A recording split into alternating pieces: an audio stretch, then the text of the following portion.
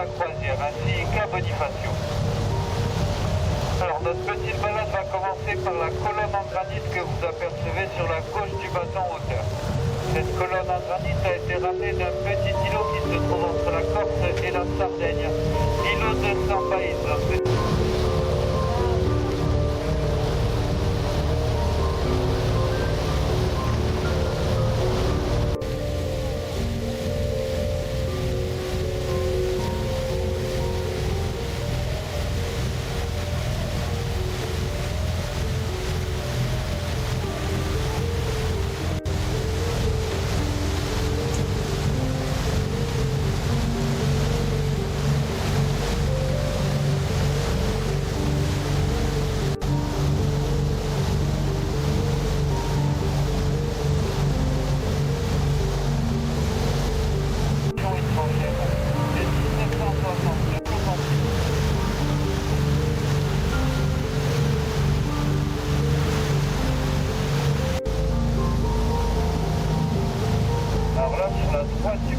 De l'eau, vous apercevez 3 vieux treuils rouillés.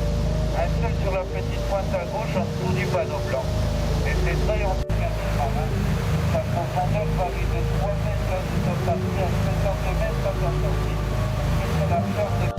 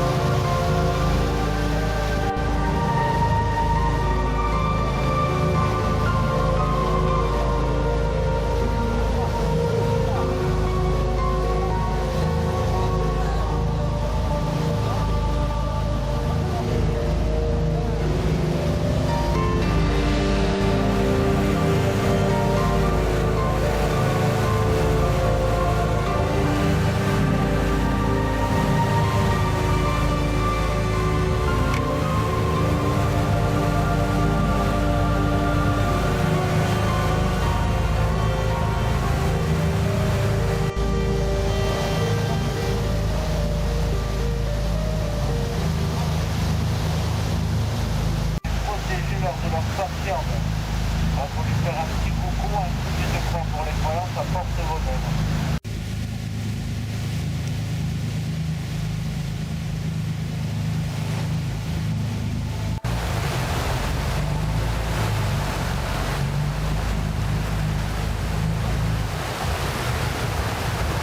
Alors maintenant, nous nous rapprochons de la première grotte marine, de la grotte de Distragona, ce qui veut dire en plan que la grotte est assez étroite, on passe de 40 à 50 cm par côté et 60 en hauteur.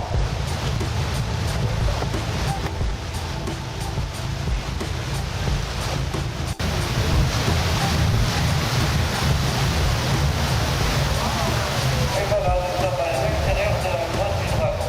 Alors, vous levez les yeux au plafond, vous allez apercevoir un effondrement naturel qui rappelle. Vous pouvez voir aussi la clarté de l'eau à l'intérieur, vous avez entre 2 à 5 mètres de profondeur. Et seulement 50 cm sur le gros roller.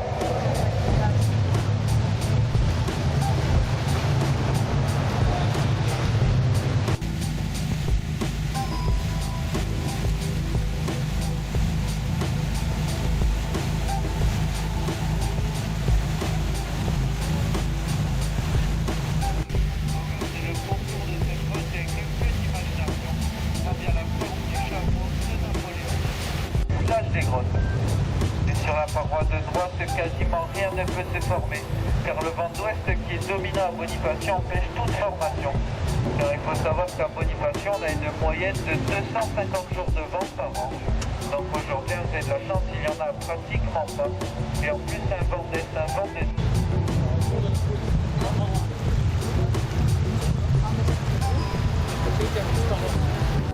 appelé ainsi par les patrons pêcheurs bonifaciens par sa forme et son positionnement plein sud. Alors déjà que c'est pas mal le bordel. Et excusez-moi du mot. On va essayer de le garder, hein, on sait jamais. abrite le puits artésien de Saint-Barthélemy. Puits artésien veut dire qu'il y a une nappe d'eau douce au même niveau que la mer. Et c'est les moines franciscains qui ont découvert ce puits en 1387. Hop, attention les vagues.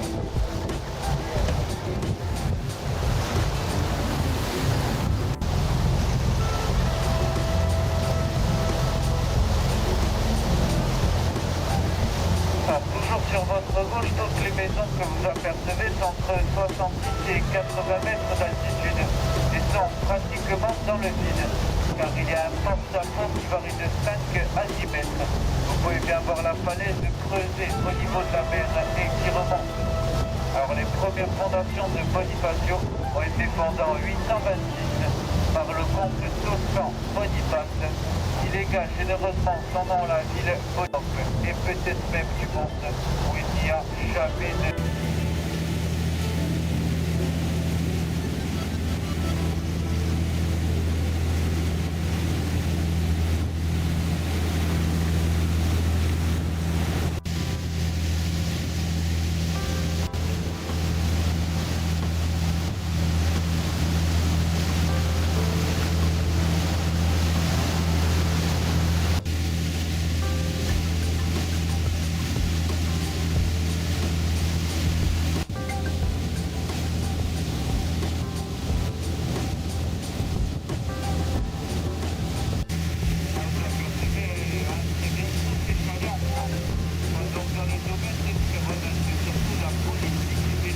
Aujourd'hui pour nous, elle est trouble, elle n'est pas jolie.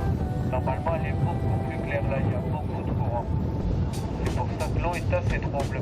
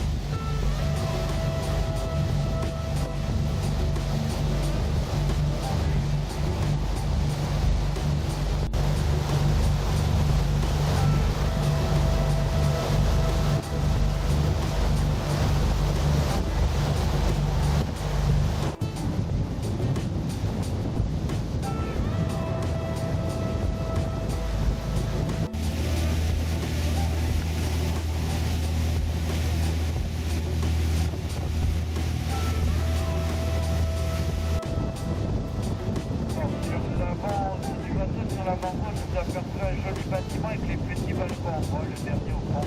Alors ça, c'est l'hôtel restaurant des pêcheurs, un hôtel 5 étoiles. Alors pour passer une nuit dans cet hôtel, il faut compter entre 1300 à 1400 euros minimum. Mais bien sûr, à ce prix-là...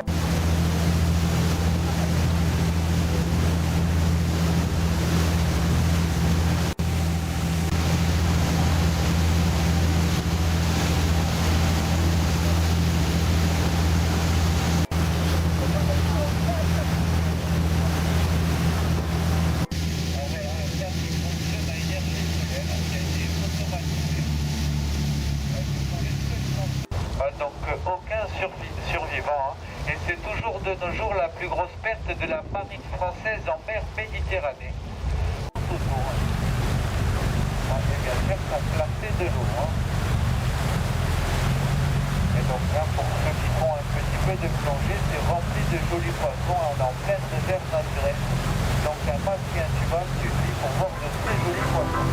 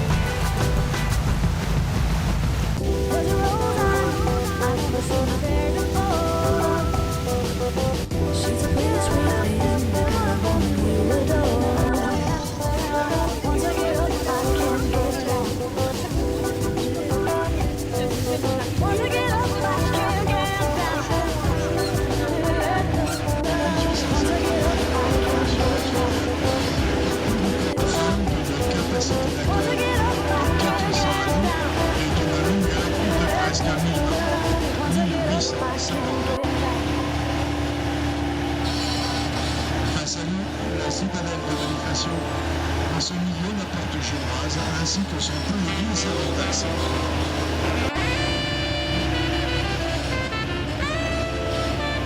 Le bloc de granit que vous allez voir sur votre droite est une bûche de colonne romaine, ramenée de l'îlot de Saint-Maïn sur les îles Cavales ou les Révins, exploitée de carrière. Depuis 1932, c'est le monument mort de Bonifacio.